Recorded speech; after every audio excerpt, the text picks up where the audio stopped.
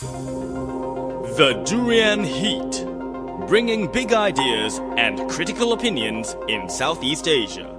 Good morning, this is Arlene. This is Gowri. Hi, you're with Grace. And of course, you are with us on our very rare but also very interesting discussion with Arlene, Gowri and Grace on a topic that is currently a hot cake topic in Malaysia. That's and I'm talking right. about haze and typhoid. The haze and typhoid. I think both, although the typhoid only came into attention quite recently in the last couple of days. The haze has been here for months, and despite a lot of complaints and blaming and pointing fingers, of course school's been out for about 4 days, but we still see a lot of people outdoors and just wearing masks, caring about their daily activities, and it's still quite a bad condition here in Malaysia. It's actually the API in some areas are reaching 200 API.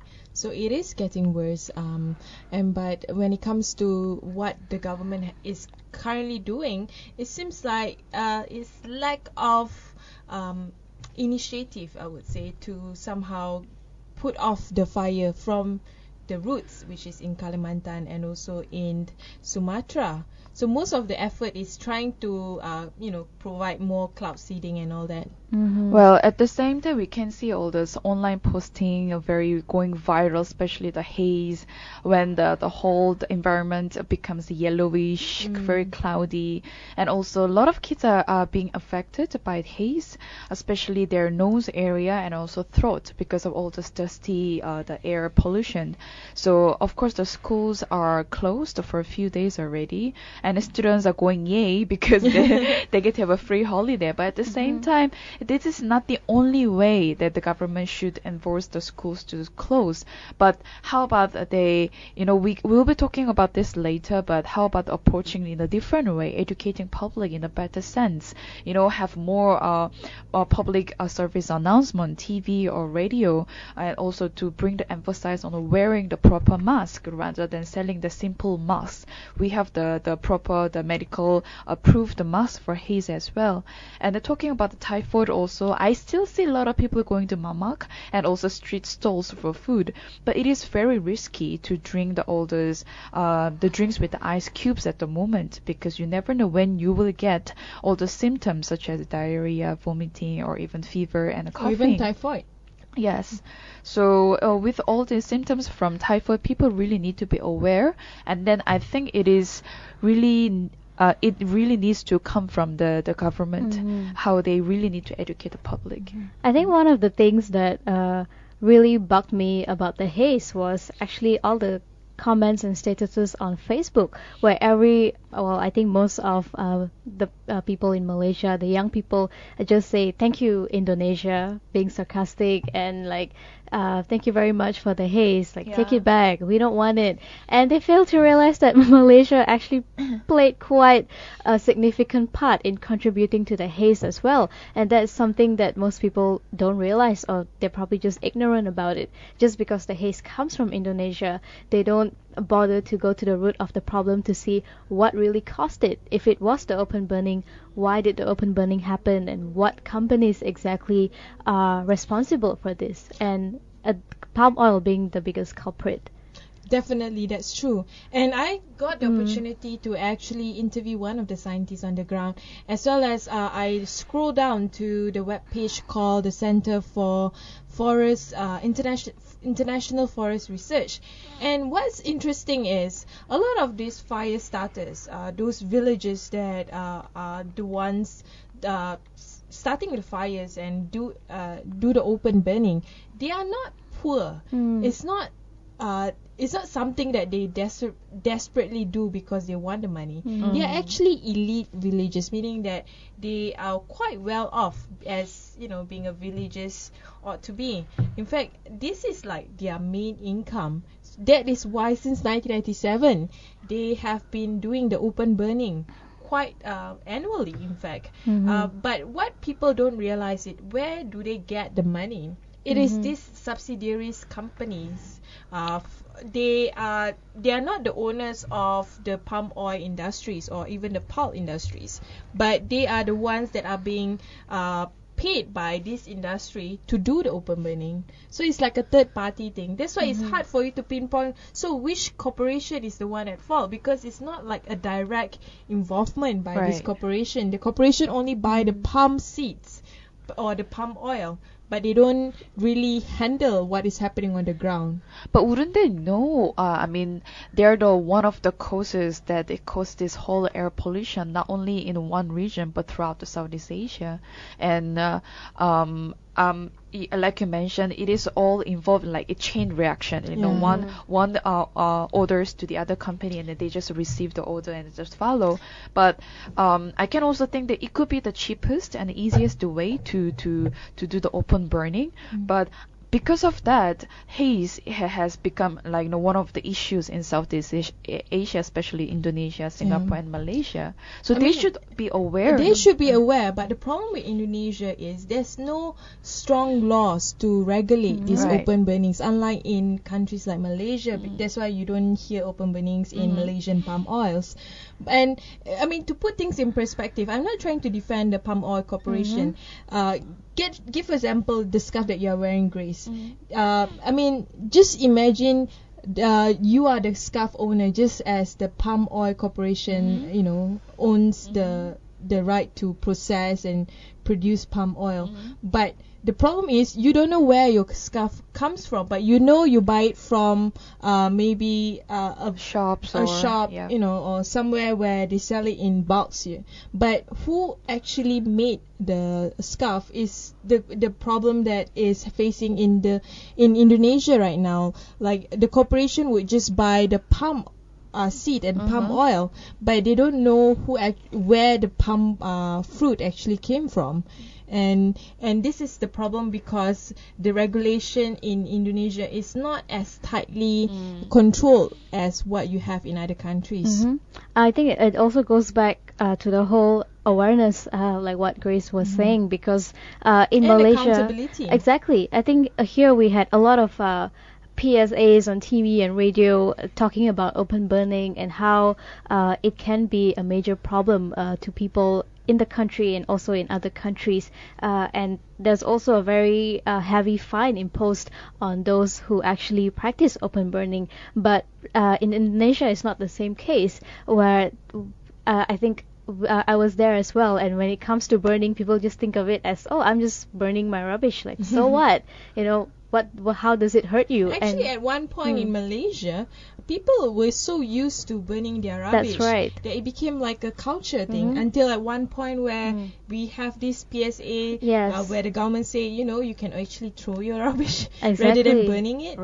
And the whole thing became wrong. I mean, when it becomes lawfully wrong, and then people stop doing it because they don't want to pay a few $1,000s just because they burnt something. And I think that sort of changed the entire culture of burning in Malaysia, and you don't see that happening that much anymore, probably in like very, very small remote villages. But in Indonesia it's happening on such a big scale, and you even see like big companies involved in this, and I think it goes back to the legislation. But all these companies are also from Malaysia and other countries. So when Malaysia banned to have the open burning, I guess all those companies moved to Indonesia to have their business there. I mean, which works, but then also it caused a heavier air pollution after all. Well, I mean, to be fair, Malaysia and Indonesia combined, we actually conquer 85% of the world's market for palm oil production. So this is not like something that you can just blame the corporation, because whatever that it would happen to the corporations means it will hurt the economies in Southeast Asia. But at the same time, I think companies need to be accountable. I feel quite not angry but disappointed at companies where they become eerily silent. I didn't hear statement made by, for example, Sam Darby or Felda or anyone else that could actually say something about it. At least if they are not part of the culprit, they could at least propagate the idea that, hey, being a palm oil corporation, we need to be accountable to our shareholders and to the public. I think it comes with the responsibility as well when you're setting up, especially such a big company. I think even in our news this morning, we mentioned about how these companies own like millions of dollars in banks in London. But when it comes to taking responsibility, nobody wants to do it. Everyone's just shying away, and it's up to the government in Indonesia to actually track down these companies and hold them accountable for it. But even then, there's this whole rift happening between them, as in, are you gonna pay to douse the fire? Are we gonna pay? Why should we pay when you guys cause the burning? And this makes the whole situation even more complicated. And I think as such a big corporation, you always need to be responsible for your actions. And if the consequence is so severe that it actually affected the whole Southeast Asia, they definitely should stop being silent and take accountability. And that could actually make people have a better impression of that company. Like, at least they're being responsible for what they've done. And I just do not want companies, until like suddenly things become so bad that you cannot turn back, and forever, Palm Oil Corporation will have a bad name attached to it. Whenever people think about Palm Oil Corporation, they will think about, destruction, haze, forest fires. And I think it's not the right way to approach such an industry that could have been something more sustainable and positive to human society. Because if you look at palm oil, it's such a flexible fruit that it can be used for almost anything. And it has been used for a lot of products, from food products to products that you use on cosmetic products, cosmetic and everything. So I think palm oil itself is not the culprit. The culprit is how they actually handle the fruit. That is correct. I mean, I totally agree with you, Arlene. Whenever we see the products and at the back of the products, we see all those ingredients. Palm oil is always there. Yeah. And it's really hard to not use all those products because we are already... It's part of the modern lifestyle. So it's also not only from the companies who produces this product, but after all, it's the first the first area that where they hand over the seeds or the fruits. It's also their responsibility, and then they really need to really double check, triple check on the amount of the fruits they release to the company to make the products after all. Gowri, something to say just I was looking Yeah, at your face. it's I actually wanted to add on to what Grace mentioned, that consumer awareness is also something that's important, because well, sometimes we do look at the back of the products and we see palm oil, but we don't really know what's the implication, like what does it mean, and does it actually affect anybody if I use this product? But most of the time I think people don't even care. They just buy whatever that they want. So like you mentioned, there was of course this whole thing about boycotting palm oil, but that's not something that it is will not happen, possible. because it's when you talk about the modern life, the 21st century human society, palm oil will definitely be here to stay. That's why it's 85% of the palm oil production comes from here. But also we need to understand that there's a sustainable way of doing it. The round table for sustainable palm oil, I think this is something that we have been advocate at Durian ASEAN as well. These are one of the very few steps that palm oil companies can do to get themselves certified, to show that hey, we are sustainable in the way we cultivate or the way we purchase palm oil. Right. And of course that also goes back to the consumers as well when they think about consuming all the products with palm oil. Maybe they can be more selective in terms of choosing which company that's responsible for this, and only maybe purchase from the companies that do it in a sustainable way. Obviously. And also to add on that, just current situation, if you look at especially in Malaysia, of course we talked about all the schools being closed and the students get affected by this haze and air pollution. But after all, on the other hand, as much as the government must have done something to warn the schools and institutions, but at the same time it's also the whole public.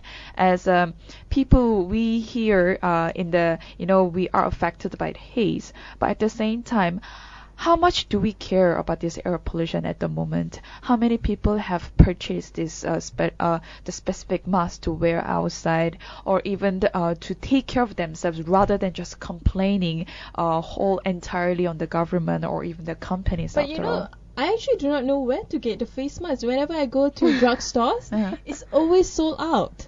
Because people do buy it like in a bulk, especially the companies. But you just need to go to pharmacies, especially, or Guardians or Watson. They do sell the specific masks that you want to buy. Andrea sounds like she's a mask expert. Yeah, because you can just Google and you see where all those masks are being sold. Yeah, but my point was after that. It's also not only to blame on the government, but it's also the whole to oneself, that we really need to take care of ourselves from being affected by the haze. I mean, posting all those air pollutions and then just to create awareness and also seriousness to the public is also important. But at the same time, what do we do to combat the haze on a personal basis is also another issue. I couldn't agree more. Anyway, we will take one short break. When we return, we'll discuss more on typhoid. The Durian Heat, bringing big ideas and critical opinions in Southeast Asia. Arlene? Hi, this is Gowri. You're with Grace. And of course, you are with us on our show today where we talk about haze and typhoid. Earlier on, we were talking a lot about what is happening with haze in Malaysia, Indonesia, Singapore, and Southern Thai. But when it comes to typhoid, it's an outbreak that has affected Malaysia. That's right. And illegal immigrants working as food handlers are being targeted and being blamed for the whole typhoid breakout. But I think there are a lot of factors involved in this, and the main one is that food and drinks not being prepared properly or not being prepared hygienically, which is why it became infected and then became a carrier of disease, which eventually caused this typhoid outbreak among Malaysians. Well, that's true, and still the health ministry in KL, they are looking for the source just to find out. But it is, I will say, it's very interesting because this outbreak happened in KL and then nearby the KL area, where people, about 30 over people, they are affected by this disease, and then the symptoms are pretty just like how we get sick normally, like, we will have a stomach ache and a fever and a bit of like discomfort feeling here and there. But after you get it, the disease really influences you, then you will get a very severe stomach pain, then you will need to get hospitalized to cleanse your intestine after all. But this whole process before that, what we need to do is just avoid going to mamak or street stalls, especially avoid drinking ice drinks, because it all caused from the unhygienic ice cubes that has caused this disease. Yeah, but how do we know we actually get typhoid? Because it's an infectious bacterial fever. It's not just any other normal fever. You will see an eruption of red spots on the chest and abdomen area, and severe intestinal irritation, similar to when you have your what do you call that, that area where you remove your part of your intestine. I'm not sure. Anyway, it is something that is definitely affecting a lot of the people in Kuala Lumpur right now. And some people also develop a skin rash with rose-colored spots. In severe cases, there may be confusion. Without treatment of the symptoms, it may last weeks or even months.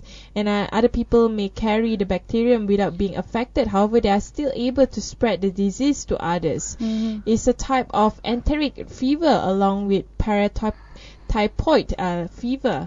But one thing that we need to know in Malaysia right now, that I just recently heard that cases are already emerging in areas such as Perak. So it's spreading outside of KL as well. It is, and apparently it all started with 7 people who Yeah. contracted typhoid, and that slowly rose because when you're infected with the bacteria, you don't actually know until at least 2 weeks later when it starts taking effect, and then you start getting all the symptoms. You get headache, you start vomiting, you start having abdominal pains, you start having rashes, and by that time you've already come in contact with so many people and probably already spread the disease to someone else. And within a couple of weeks later, so far I think we have more than 30 cases reported in Malaysia, and That's it's also correct. spreading to all the rural areas in Malaysia. That's correct. I mean, so far the confirmed cases involving the construction workers,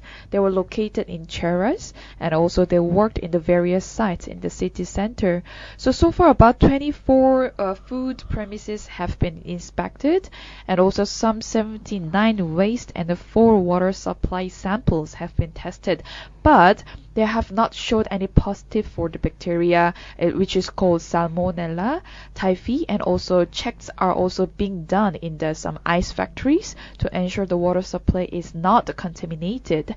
So apart from that, there are also preventions that we can do from getting this disease to ourselves, which are first, you really need to wash your hands frequently, and then you need to cook your food. Try not to have raw food at the moment, and also avoid street food, of course, and avoid drinking untreated water, and then raw fruit even, and the vegetables, and then go for the hot food instead of the cold ones. And at what the Kuala Lumpur City Hall is doing right now is they're actually giving local and foreign food handlers typhoid injections to It's like a temporarily, vaccine injection. just to temporarily stop the spread of the disease, according to the Health and Environment Department Director, Dr. Hayati Abdullah. And she said that they've also set up a lot of counters for workers to get typhoid injections in selected areas. But what makes the whole process difficult is that they cannot quite track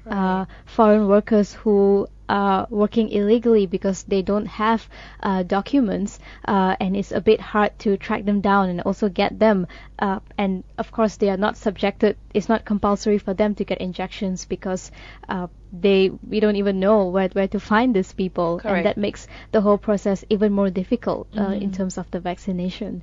Definitely a bit more difficult, but you can also do your own personal treatment in case you suspect that you have typhoid and you do not have the luxury of time to go to the hospital yet. Right. One of the things you can do is oral dehydration therapy, the oral drink that you can consume, Okay. and the oral capsule. And another thing is maybe you can consume a bit more antibiotics, such as ampicillin, chloramphenicol, and many more. And of course, another thing that definitely you can do is to avoid going out and eat, and maybe cook at home. These are measures that you can do. And definitely whenever you go to toilets, after you do your business, make sure to wash your hands. Right, and drink lots of water as well. This applies both to the typhoid and the haze.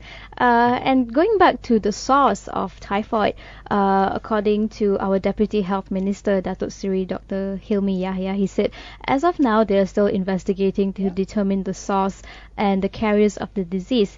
But unfortunately, he also said that the problem may lie with illegal workers who are not medically screened at all times, and they may be the main carriers of the disease. But I feel like that statement is a bit xenophobic. It is, and it's sad that it's coming from our minister himself. As it is, I think the last typhoid outbreak, if I'm not mistaken, happened back in the 70s, and at that time we didn't have that much foreign workers in Malaysia. So who did we blame back then? How come whenever something goes wrong now, it's always the illegal workers, these foreign workers coming in from other countries? They are the culprit, the root behind the problem. They are always the easiest group of people to Right. be targeted. So I think it's important to understand the origin of typhoid rather than pointing fingers to illegal immigrants.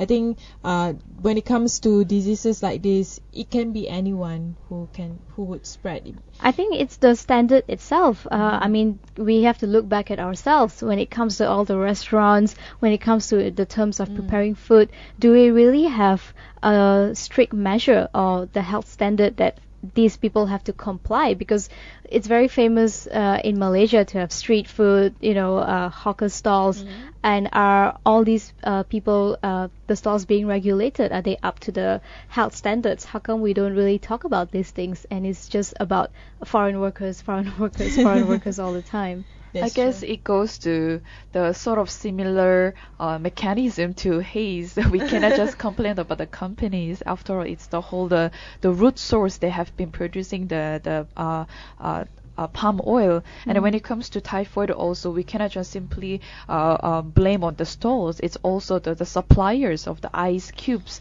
especially they are producing these products to the public. But this I mean, we've been talking about typhoid, but it can be very, very serious.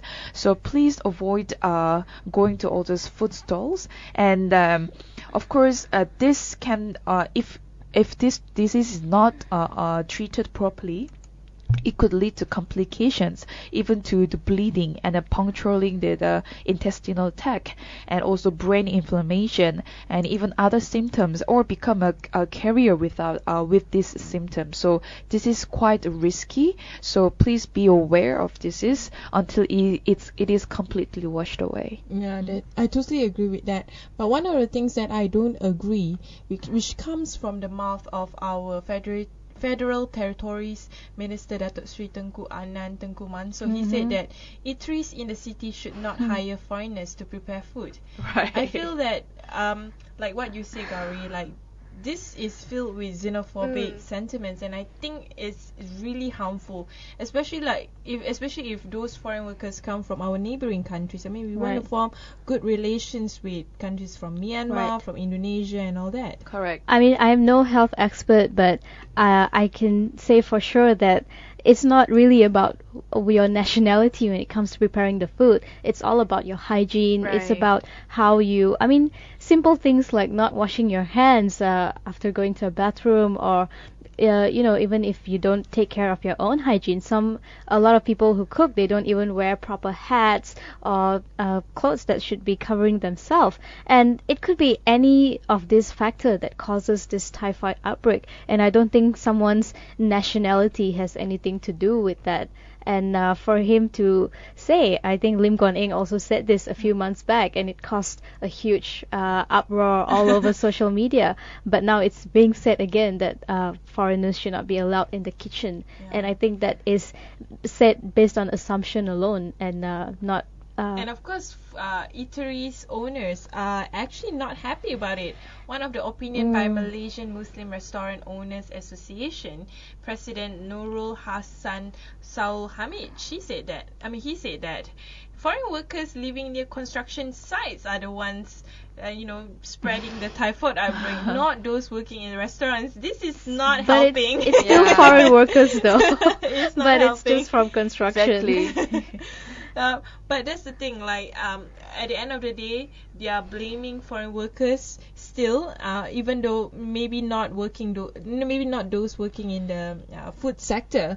But I feel that the main problem here is a good culture of taking care of our hygiene. That's the kind of culture that we need to cultivate among all Malaysians and those who live here. Yeah. I absolutely agree. I think that the main factor to this outbreak is simply hygiene standards. I mean, for example, I think if you bring in Gordon Ramsay to take a tour around KL, he can pinpoint to you everything that's wrong with the health standards or the cleanliness, and it's quite an apparent thing that because we tend to be, as Malaysians, we tend to be like, it's okay lah, it's fine, if we see flies or rats, like, that's kind of normal, but we don't think about the long-term effects that this could have on our health. And the moment there's an outbreak, and then we are so quick to shift the blame to other parties instead of ourselves. Yeah, that's true. Anyway, we'll take another one short break. When we return, we will go on a conclusion on what to do next for typhoids and also for haze. The Durian Heat,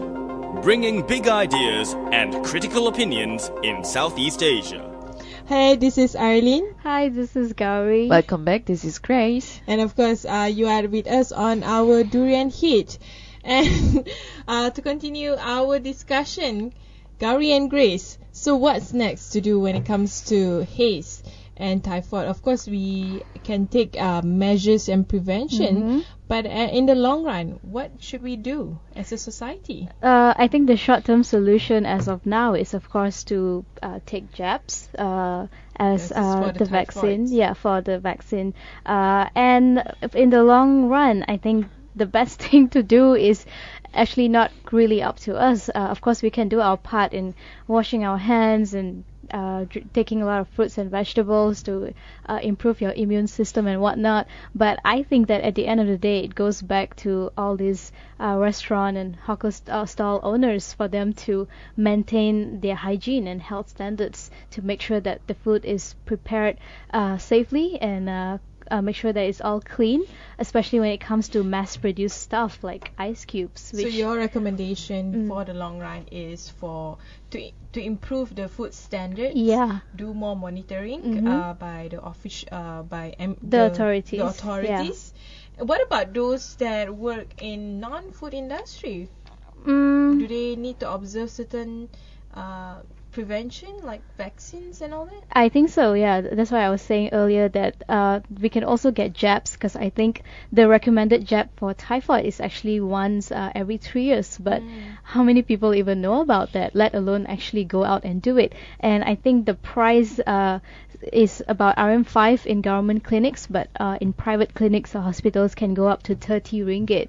And I think that 30 ringgit might not be much for us, but for some people it could be a lot of money, especially for an owner of a restaurant who has like 30 workers. He can't possibly spend 30 ringgit on each of them, and that could be one of the prevention factors as well, that people don't actually get these jabs. So maybe making the vaccine more affordable and more accessible to the masses, especially foreign workers.